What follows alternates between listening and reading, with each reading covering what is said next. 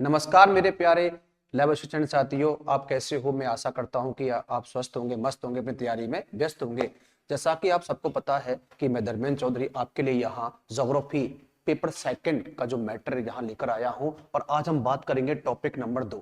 हमने हमने दो पिछली कक्षाओं के अंदर पहले टॉपिक को कंप्लीट कर लिया है, आप जाकर देख सकते हो। आज का जो टॉपिक होगा वो topic number 2 NCERT books 11th की जो क्लास की जो बुक है, हम आज टॉपिक नंबर 2 का अध्ययन करेंगे। और टॉपिक नंबर 2 के अंदर हम पढ़ने वाले हैं, आज का जो टॉपिक होगा पृथ्वी की उत्पत्ति एवं विकास। आज का टॉपिक क्या होगा साथियों? तो आज का टॉपिक होगा पृथ्वी की उत्पत्ति एवं विकास के बारे में हम चर्चा करेंगे। उसके अंतर्गत हम पृथ्वी की उत्पत्ति विकास में हम क्या पढ़ने वाले हैं, तो पहला टॉपिक आएगा अपना पृथ्वी की उत्पत्ति से संबंधित सिद्धांतों के बारे में हम चर्चा करेंगे। ये जो पृथ्वी आपको दिखाई दे रही है ना, ये कैसे बनी, इसके बारे में कौन कौन सिद्धांत आपको देखने को मिलते हैं। इन्हीं सिद्धांतों के तहत आपको परिकल्पनाओं के बारे में पढ़ना पड़ेगा। और उसके बाद में हम पढ़ेंगे बिग बैंग थ्योरी।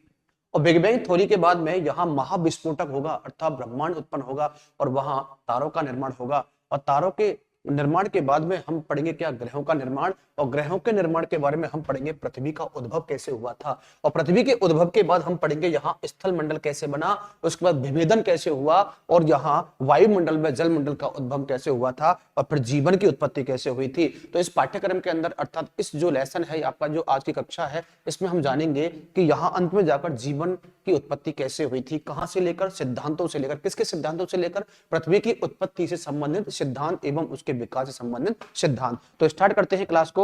तो आज का जो आपका सेशन होगा वो होगा पृथ्वी को लेकर। किसको लेकर होगा? पृथ्वी को लेकर ही होने वाला है। तो सभी एक बार क्लास में बने और बड़े ध्यान से सुने। और यहाँ ध्यान रखना, हम अच्छे अच्छे क्या बनाएंगे, नोट से तैयार करेंगे। ठीक है भाई, चलते हैं क्लास की तरफ, चलते हैं क्लास की तरफ। अब सुनो मेरी बात बड़े ध्यान से। लो जी, मैं अपना नाम भी लिख देता हूं यहाँ इस टॉपिक के अंदर। चलो सर आगे बढ़ाते हैं कि सर टॉपिक क्या है। तो ध्यान रखेंगे पृथ्वी की उत्पत्ति। यहां लिखता हूं मैं पृथ्वी, अर्थात क्या लिखा है मैंने, अर्थ लिखा है। और हम पढ़ेंगे पृथ्वी की उत्पत्ति। क्या पढ़ेंगे? सबसे पहले पृथ्वी की उत्पत्ति के बारे में हम जानकारी करेंगे। ठीक है, तो सर यहाँ उत्पत्ति से संबंधित उत्पत्ति उत्पत्ति पढ़ेंगे, बाद में विकास पढ़ेंगे। तो सबसे पहला पॉइंट है उत्पत्ति को लेकर। ध्यान रखना, पृथ्वी की उत्पत्ति को लेकर यहां दो प्रकार के सिद्धांतों का उल्लेख किया जाता है। पृथ्वी की उत्पत्ति को लेकर यहां कई भूगोलवेत्ताओं ने सिद्धांत दिए हैं। ध्यान रखना, उत्पत्ति को लेकर भूगोलवेत्ताओं ने क्या दिए हैं, सिद्धांत दिए हैं। क्या दिए हैं? सिद्धांत दिए हैं। किन्होंने दिए हैं? भूगोलवेत्ताओं ने दिए हैं। लिख देता हूं मैं, भूगोलवेत्ताओं ने यहां सिद्धांत दिए हैं। कितने सिद्धांत दिए हैं सर? दो प्रकार के सिद्धांत दिए हैं। कितने प्रकार के दिए हैं? दो प्रकार के सिद्धांत दिए हैं। सर पहले सिद्धांतों को क्या कहा जाता है? तो जो पहला सिद्धांत है उनका नाम होगा आरंभिक सिद्धांत। पहले सिद्धांत का नाम क्या है? आरंभिक सिद्धांत है। ध्यान, पहले का नाम क्या होगा? आरंभिक सिद्धांत आपको देखने को मिलेगा।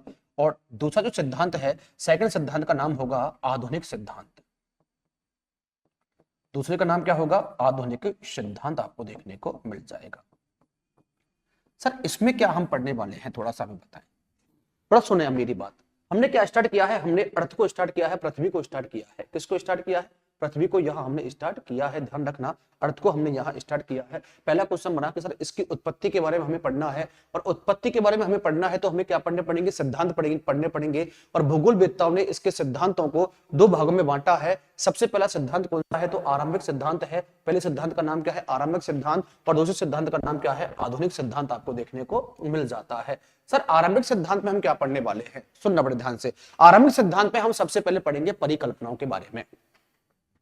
चाहे वो एक तारक परिकल्पना हो, चाहे दो तारक परिकल्पना हो। ध्यान रखना, एक तारक परिकल्पना जिसमें पुच्छल तारा परिकल्पना आपको देखने को मिलेगी, और वायव्य परिकल्पना आपको देखने को मिलेगी। क्या देखने को मिलेगी? वायव्य परिकल्पना आपको देखने को यहां मिलेगी। आप ध्यान रखना, चाहे एनुअल कांट की बात कर लेंगे हम।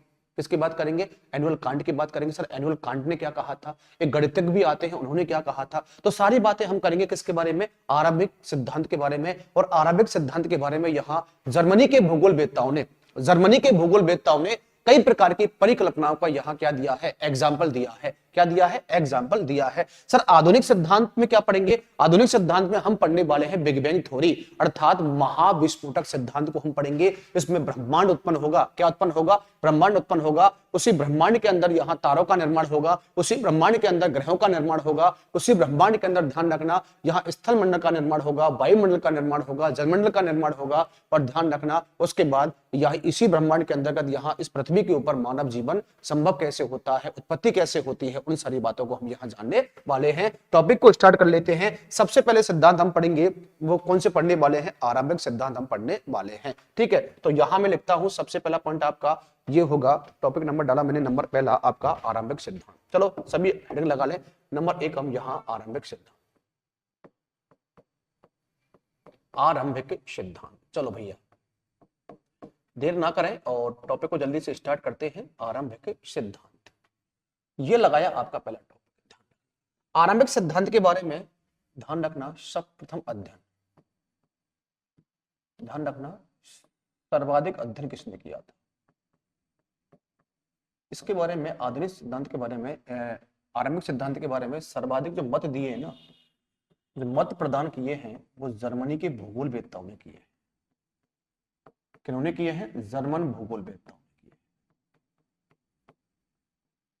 लिखता हूं मैं, जर्मन भूगोलवेत्ताओं ने यहां सबसे अधिक क्या दिए हैं, इसके मत प्रदान किए हैं। सर कैसे, सबसे पहले ध्यान रखना आरंभिक सिद्धांत में आपको पढ़ना पड़ेगा परिकल्पनाएं।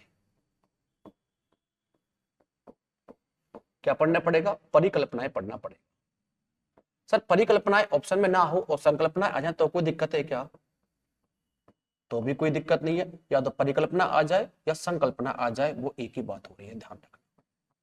सर सबसे पहले क्या पढ़ेंगे इसमें, तो हम पढ़ेंगे यहां सबसे पहली परिकल्पना जिसका नाम होगा एक तारक परिकल्पना। नाम क्या होगा, एक तारक परिकल्पना। पहले का नाम क्या होगा, एक तारक परिकल्पना। सर एक तारक परिकल्पना में क्या आता है, ध्यान रखना एक तारक परिकल्पना में मैं सबसे पहले एक बंदे का नाम लेकर आ रहा हूं। ध्यान रखना आपको सबसे पहले पढ़ना है उस बंदे का नाम, जिस बंदे का नाम होगा कास्दे दे बफन। नाम क्या होगा, कास्दे दे बफन नाम होगा। ध्यान रखना कास्ते दे बफन,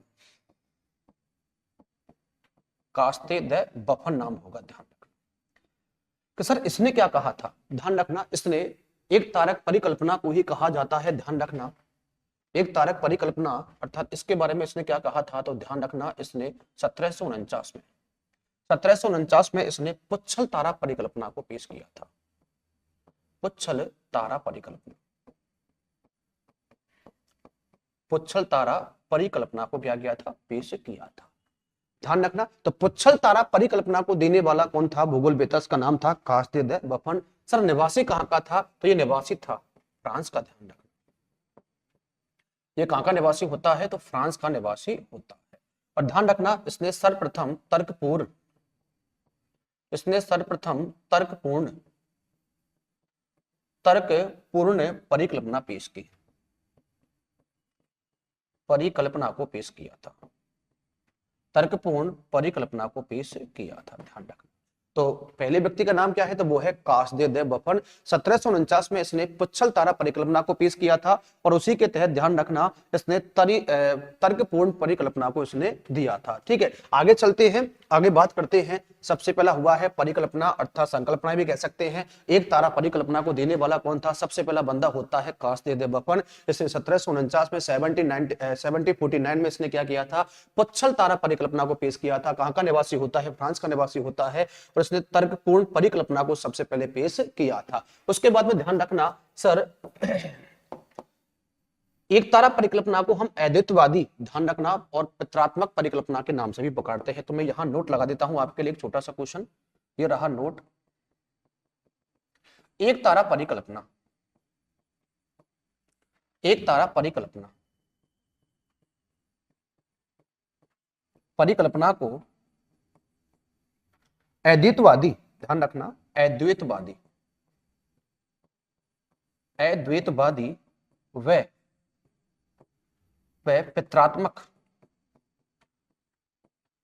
पित्रात्मक परिकल्पना भी कहते हैं। ये भी क्वेश्चन आ सकता है एग्जाम में। परिकल्पना भी कहते हैं, कल्पना कहते हैं। ठीक है, तो ये हुआ था कास्देव बफन का क्या अपना रोल रहा था। ठीक है, चलता हूं मैं नंबर सेकंड की पॉइंट, हम बात करेंगे नंबर दूसरा पॉइंट। दूसरा आया सर यहां इमैनुअल कांट, ध्यान रखना इमैनुअल,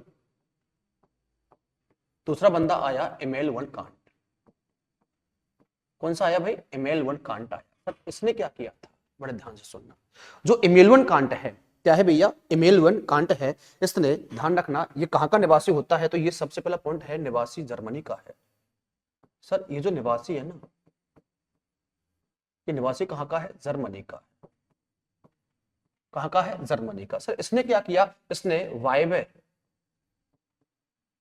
ध्यान रखना, इसने क्या किया था? तो इसने सबसे पहले यहां वायव्य राशि परिकल्पना को पेश किया था। वायव्य राशि परिकल्पना को पेश किया। वायव्य राशि परिकल्पना को क्या किया था? पेश किया था। ठीक है सर, जब इसने वायव्य राशि परिकल्पना को पेश कर दिया, कहां का निवासी है? जर्मनी का निवासी है। इसका नाम क्या है? इमैनुअल कांट आपको देखने को मिल जाता है। और ध्यान रखना, इसने सबसे पहले परिकल्पना कब पेश की? तो वो है अपना 1755। यहां आप देख सकते हो, कब देख सकते हो? 1755 आप देख सकते हो। उसके बाद में ध्यान रखना, यह है गुरुत्वाकर्षण नियमों पर आधारित थी। ध्यान रखना, गुरुत्वाकर्षण, गुरुत्वाकर्षण, गुरुत्वाकर्षण नियमों पर आधारित थे, नियमों पर आधारित थी, आधारित। अब एक क्वेश्चन बनता है कि सर जो इमैनुअल कांट है, इसने इसने किस परिकल्पना को पेश किया था? तो एक तारा परिकल्पना को पेश किया था। किसको पेश किया था? एक तारा परिकल्पना को पेश किया था। और इसने क्या कहा था? ध्यान रखना, इसने क्या कहा था कि सर जो ग्रहों का जो निर्माण हुआ है, क्या हुआ है? ग्रहों का जो निर्माण हुआ है वह तत्वों के धीमे घूमने से हुआ है। ध्यान रखना, इसने कहा था कि सर जो ग्रहों का जो निर्माण हुआ है वो कैसे हुआ है? और ध्यान रखना, ग्रहों का जो निर्माण हुआ है, ये जो पदार्थों के जो बादल होते हैं, कैसे क्या होते हैं? पदार्थों के जो बादल होते हैं, इनकी धीमी गति से घूमने के कारण हुआ है, जो सूर्य की युवावस्था का उदाहरण देखने को मिलता है। इसने एक बात कही थी, ध्यान रखना, वो मैं लिख देता हूं यहां कि सर ग्रहों का निर्माण, इसने क्या कहा था? ध्यान रखना, तो यहां देखो, इसने कहा था ग्रहों का निर्माण, ग्रहों का निर्माण, ग्रहों का निर्माण धीमी गति से घूमते हुए, धीमी गति से घूमते हुए, धीमी गति से घूमते हुए पदार्थों के बादलों, पदार्थों के बादलों से हुआ है। बिल्कुल एनसीईआरटी का मैटर पढ़ा रहा हूं, ध्यान रखना पूरा, बादलों से हुआ है, जो सूर्य की युवावस्था का उदाहरण है, सूर्य की युवावस्था का उदाहरण है। ध्यान रखना, सूर्य की युवा अवस्था का क्या है? उदाहरण है। तो सबसे पहले हमने क्या पढ़ा? तो सबसे पहले हमने पढ़ा था कास्देव बफन, जो एक तारा परिकल्पना को लेकर आया था। ठीक है, उसके बाद ध्यान रखना, उसके बाद हमने पढ़ा है कि इसको इमैनुअल कांट को पढ़ा है 1755 में, और ये ले आया वायव्य राशि परिकल्पना। और इसने गुरुत्वाकर्षण नियमों पर जो आधारित होती है, इसमें क्या कहा गया है कि इसमें स्पष्ट कहा गया है कि जो ग्रह है ना, उनका जो निर्माण हुआ है वह पदार्थों के बादलों जो के धीमी गति से घूमने से हुआ है, जो सूर्य का, जो सूर्य से संबंधित युवावस्था का सबसे पहला क्या है? उदाहरण आपको देखने को मिल जाता है। क्या देखने को मिलता है? उदाहरण आपको देखने को मिल जाता है। ध्यान रखना, बिल्कुल। उसके बाद हम चलते हैं आपको लेकर तीसरे पॉइंट की तरफ, और तीसरा पॉइंट आ गया अपना गणितज्ञ लाप्लेस को लेकर। तीसरा पॉइंट आया सर, एक गणितज्ञ आया, उसका नाम था लाप्लेस, जिसने इमैनुअल कांट की जो परिकल्पना है उसमें क्या किया था? संशोधन किया था। लाप्लेस हुआ था सर, कौन था? गणितज्ञ लाप्लेस। ठीक है, इसने क्या किया था? इमैनुअल कांट की परिकल्पना में संशोधन किया था। परिकल्पना में क्या किया था? संशोधन किया था। ध्यान रखना, संशोधन किया था। क्या किया था? संशोधन किया था। किसने किया था? गणितज्ञ लाप्लेस ने किया था। किसने किया था? गणितज्ञ लाप्लेस ने किया था। किस संशोधन कब किया था? तो ध्यान रखना, तो ये संशोधन किया जाता है 1796 में। कब किया जाता है? 1796 में। और इन्होंने एक परिकल्पना को पेश किया था जिसका नाम था नीहार का परिकल्पना। ध्यान रखना, नीहार का परिकल्पना, नीहार का परिकल्पना को पेश किया था। अच्छा क्वेश्चन है, नीहार का परिकल्पना को पेश किया था। तो क्वेश्चन बन गया सीधा, नीहार का परिकल्पना को देने वाला व्यक्ति कौन था? भूगोलवेत्ता कौन था? वो है गणितज्ञ लाप्लेस। और ध्यान रखना, यह ग्रहों की गति, यह सीधा पॉइंट आपसे बनेगा कि यह ग्रहों की गति, लिख देता हूं मैं, ग्रहों की गति, यह ग्रहों की गति के, यह ग्रहों की गति के नियमों के अनुकूलन है। ध्यान रखना, ग्रहों की गति के नियमों,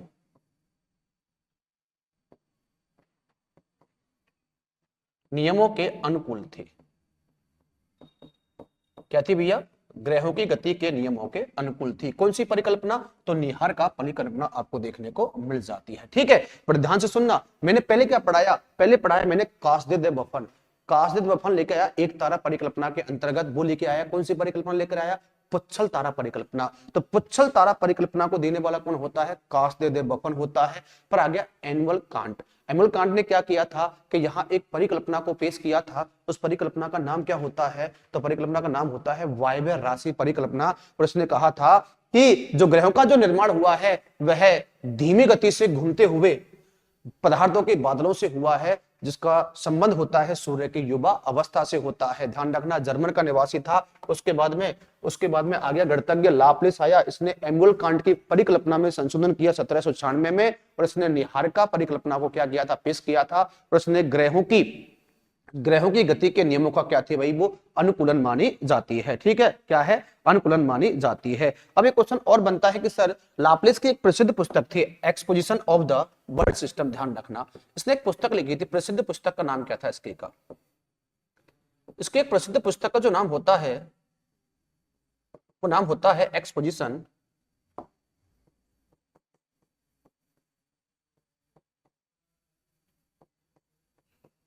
एक्सपोजिशन। ध्यान रखना, इसकी प्रसिद्ध पुस्तक का नाम क्या था? तो वो था exposition of the world system.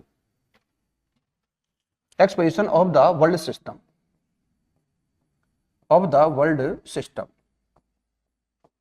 ये इसकी प्रसिद्ध पुस्तक मानी जाती है। किसकी पुस्तक है? तो वो पुस्तक है गणितज्ञ लाप्लेस की। तो हमने तीन भूगोलवेत्ताओं को पढ़ा है। पहला पढ़ा है हमने किसको? लाप्लेस को हमने पढ़ लिया। किसको पढ़ लिया? लाप्लेस को हमने पढ़ लिया। एनुअल कांट को हमने पढ़ लिया। किसको पढ़ लिया? एनुअल कांट को हमने पढ़ लिया। और सबसे यहाँ जो प्रसिद्ध अपने भूगोलवेत्ता होते हैं उनका नाम क्या है? तो हमने यहाँ देखा है एक तारक वाला, इसका नाम क्या होता है? तो वो होता है यहाँ अपना, हाँ, कास्देव-बफन होता है। ठीक है, यहाँ 1749 में बात की गई है। और यहाँ आगे चलते हैं तो वो बात की गई है 1755 में बात की गई है। उसके बाद में हम आगे चलते हैं तो यहाँ बात की गई 1796 में। तो ये तीन जो अपनी गणितज्ञ हैं, अर्थात सॉरी जो भूगोलवेत्ता है, इन्होंने अपनी अलग अलग परिकल्पना को यहाँ क्या किया है? पेश किया है।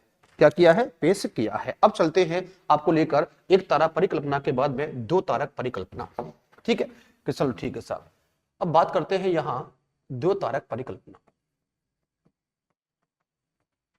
दो तारक परिकल्पना, सर दो तारक का मतलब क्या होता है? कि जो ब्रह्मांड है ना, अर्थात दो तारक का मतलब क्या होता है? दो तारक का जो मतलब होता है, इसमें ध्यान रखना, सीधा कहा गया है कि ग्रहों की उत्पत्ति दो तारों से हुई है। इसका मतलब क्या है? तो मैं लिख देता हूं, ग्रहों की उत्पत्ति दो तारों से हुई है। किससे हुई है? दो तारों से हुई है। दो तारों से हुई है। इसलिए इसे क्या कहा जाता है? द्वितारक। क्या कहा जाता है? द्वितारक परिकल्पना के नाम से पुकारा जाता है। किसके नाम से? द्वितारक परिकल्पना के नाम से पुकारा जाता है। अब ध्यान रखना, मैंने आपको छोड़ा था गणितज्ञ लाप्लेस। कहां छोड़ा था? गणितज्ञ लाप्लेस में छोड़ा था। अब एक क्वेश्चन ऐसे बनता है, सर इस द्वितारक परिकल्पना में ज्यादा कुछ नहीं पढ़ना है आपको, सबसे पहला पॉइंट पढ़ना है, ध्यान रखना कि सर एक होती है ग्रहाणु परिकल्पना। ग्रहाणु परिकल्पना कौन सी होती है? ग्रहाणु परिकल्पना आपको सबसे पहले यहां पढ़नी है। कौन सी पढ़नी है? ग्रहाणु परिकल्पना। सर इसमें क्या है, तो ध्यान रखना, इसको देने वाला होता है चैम्बरलेन व मोल्ट। ध्यान रखना ये किसने दी थी, तो चैम्बरलेन ने दी थी। केवल नाम याद रखो बस आप, तो चैम्बरलेन ने दी थी।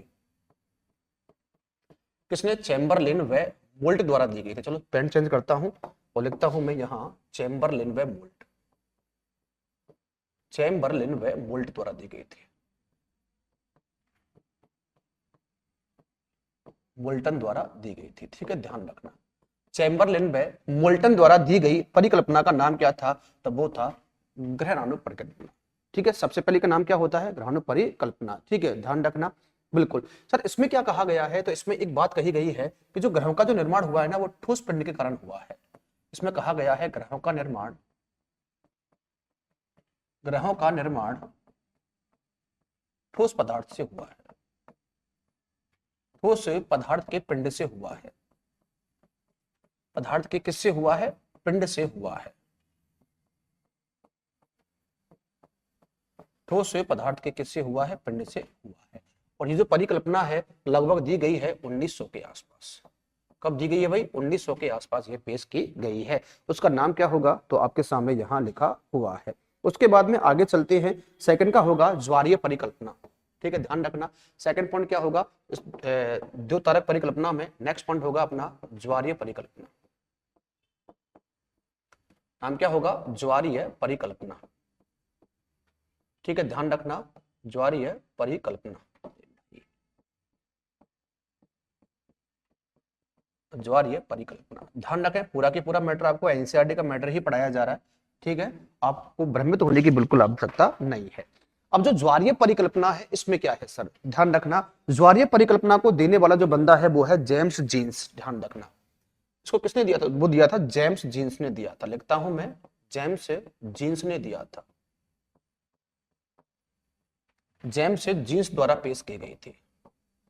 किसके द्वारा, जेम्स जीन्स द्वारा ये पेश की गई थी। कौन सी परिकल्पना, तो ये है अपनी ज्वारीय परिकल्पना को पेश किया गया था। सर ये कब की गई थी, तो ध्यान रखना ये 1919 में पेश की गई थी। और इसमें ध्यान रखना बिल्कुल 1919 में पेश की गई थी। कब पेश की गई थी, 1919 में पेश की गई थी।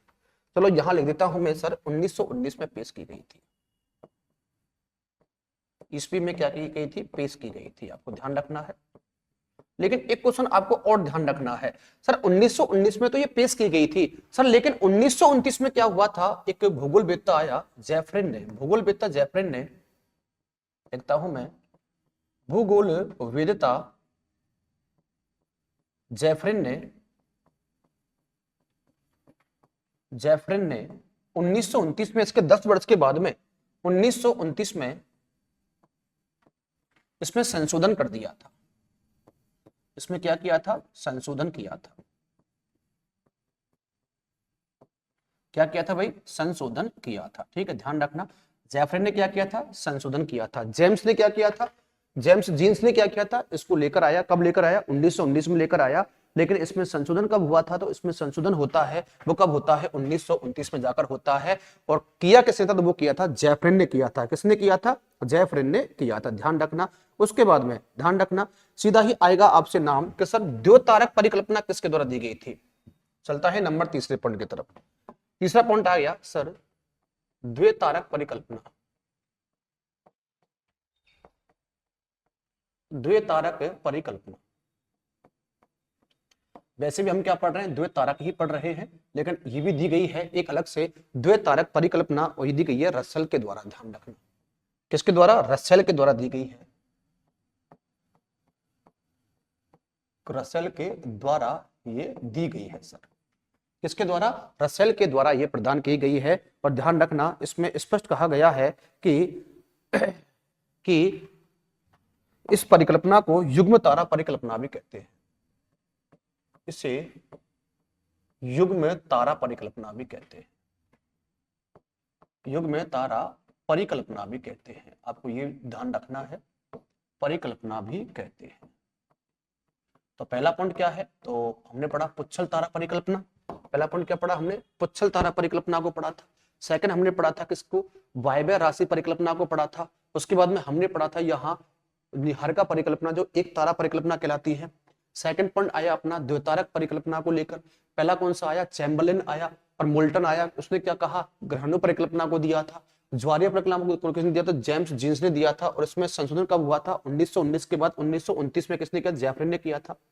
उसके बाद हमने क्या पढ़ा है, तो द्वितारक परिकल्पना को पढ़ा है, ये रसेल के द्वारा दी गई है। इसमें क्या इसे युग्म तारा परिकल्पना भी कहा जाता है, अच्छा क्वेश्चन है, ध्यान रखना, इसे युग्म तारा परिकल्पना भी कहा जाता है। तो किस परिकल्पना को युग्म तारा परिकल्पना के नाम से पुकारा जाता है, तो आप सीधा कर सकते हो, उसका नाम होगा क्या, अपनी द्वितारक परिकल्पना। उसके बाद चलते हैं नंबर चौथी परिकल्पना, चलते हैं चौथी परिकल्पना जिसका नाम होगा अंत्यतारक परिकल्पना।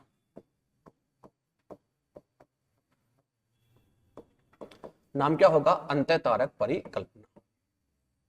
क्या होगा भैया, अंत्यतारक परिकल्पना आपको देखने को मिल जाता है। ध्यान रखना, जो अंत्यतारक परिकल्पना है इसको धूल परिकल्पना भी कहा जाता है। क्या कहा जाता है, धूल परिकल्पना भी कहा जाता है। और ये परिकल्पना 1950 में पेश की गई है, जो स्पष्ट एनसीईआरटी में आपको लिख रखी है। ठीक है, कई पुस्तकों के अंदर कोई आपको इसको 1947 पढ़ा रहा है, 1943 पढ़ा रहा है। ठीक है, ध्यान रखना, ये 1950 में दी गई है और ये दी गई है आर्टो शिमिड के द्वारा। ध्यान रखना, किसके द्वारा दी गई है, 1950 में आर्टो शिमिड के द्वारा दी गई है, आर्टो शिमिड के द्वारा दी गई है, आर्टो शिमिड द्वारा पेश की गई है। कौन सी तारा, कौन सी भैया, तो अंत्यतारक परिकल्पना। कौन सी है, अंत्यतारक परिकल्पना। ठीक है, इसमें क्या कहा गया है कि जो ग्रहों का जो निर्माण हुआ है ना, ग्रहों का निर्माण धूल, ग्रहों का निर्माण धूल कणों से,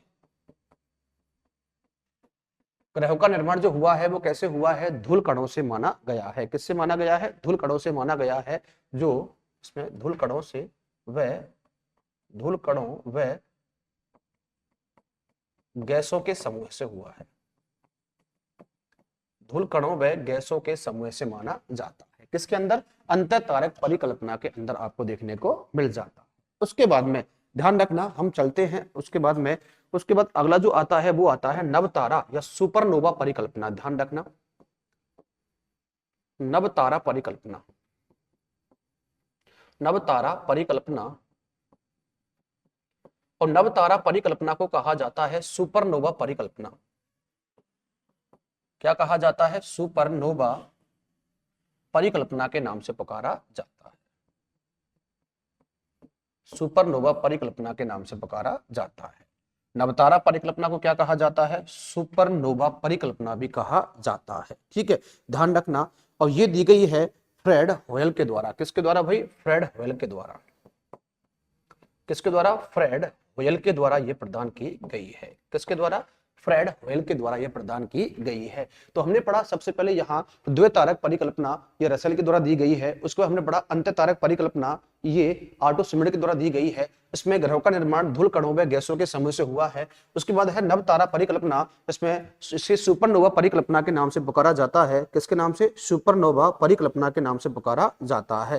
ध्यान रखना, इसमें स्पष्ट कहा गया है कि 3 तारों के निर्माण से क्या हुआ है, ग्रहों का निर्माण हुआ है। ध्यान रखना, लिख देता हूं मैं, 3 तारों के निर्माण से, 3 तारों के निर्माण से, 3 तारों के निर्माण से ग्रह बना है। ध्यान रखना, क्या बना है, ग्रह बना है। यह बात कही गई है किसके अंदर, यहां नवतारा परिकल्पना या सुपरनोवा परिकल्पना से की गई है। ठीक है, उसके बाद में आगे चलते हैं, उसके बाद में आगे चलते हैं। तो ये पढ़ा हमने किसके बारे में, ये पढ़ा हमने यहाँ द्वितारक परिकल्पना के बारे में। किसके बारे में, द्वितारक परिकल्पना। और इससे पहले हमने पढ़ा है क्या, एक तारक परिकल्पना। और ये दोनों के दोनों किसके भाग हैं, तो ये आरंभिक सिद्धांत अर्थात आरंभिक सिद्धांत के ही भाग हैं। अब चलते हैं आपको लेकर नंबर 2, यहाँ पॉइंट डालते हैं और अब पढ़ते हैं यहाँ क्या, आधुनिक सिद्धांत। क्या पढ़ेंगे भाई, नंबर 2 पढ़ेंगे अब आधुनिक सिद्धांत। क्या पढ़ेंगे, आधुनिक सिद्धांत पढ़ने वाले। क्या पढ़ने वाले हैं, आधुनिक सिद्धांत। तो देखो, जो अपना जो पहला इमेज था ये रहा।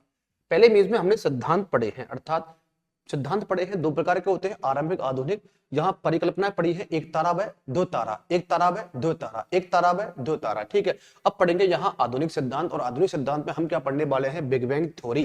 क्या पढ़ने वाले हैं, बिग बैंग थ्योरी के बारे में हम पढ़ने वाले हैं। और ध्यान रखना, आधुनिक सिद्धांत मैंने यहाँ हेडिंग लगा दिया। क्या लगाया, आधुनिक सिद्धांत मैंने यहाँ हेडिंग लगाया। और आधुनिक सिद्धांत में हमें क्या पढ़ना है, तो हमें पढ़ना है क्या, बिग बैंग थ्योरी के बारे में, बिग बैंग थ्योरी। क्या पढ़ना है, बिग बैंग थ्योरी के बारे में हमें क्या करनी है, यहाँ चर्चा करनी है। इसको ध्यान रखना, महाविस्फोटक सिद्धांत भी कहा जाता है। इसको महाविस्फोटक सिद्धांत कहते हैं। क्या कहते हैं, महाविस्फोटक सिद्धांत के नाम से इसे पुकारा जाता है। किसके नाम से, महाविस्फोटक सिद्धांत के नाम से इसे पुकारा जाता है। ठीक है भैया, हाँ जी बिल्कुल। चलो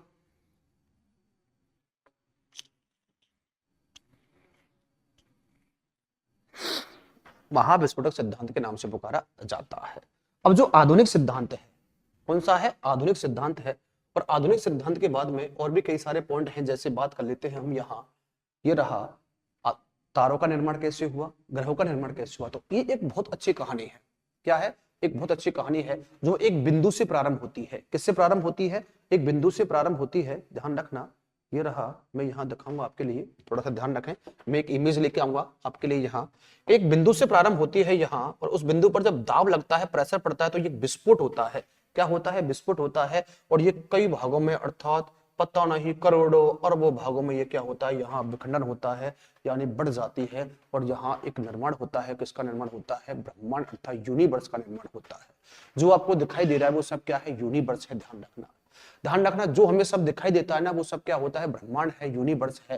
ध्यान रखना, कभी तो तभी तो कहा जाता है कि जो आपको दिखाई देता है वो सब क्या है, तो वो सब यूनिवर्स है। वो सब क्या है, यूनिवर्स है। तो हम कल चर्चा करेंगे किसके बारे में, आधुनिक सिद्धांत के बारे में चर्चा करेंगे। और एक कहानी लेकर आऊंगा मैं सुंदर सी आपके लिए, वो आपको सुननी है और समझनी है। और हमें समाप्त करेंगे किसको, बिग बैंग थ्योरी को समाप्त करेंगे, तारों का निर्माण को समाप्त करेंगे, और ग्रहों के निर्माण को हम समाप्त करेंगे। जब तक के लिए नमस्कार, जय हिंद, राम राम साथियों।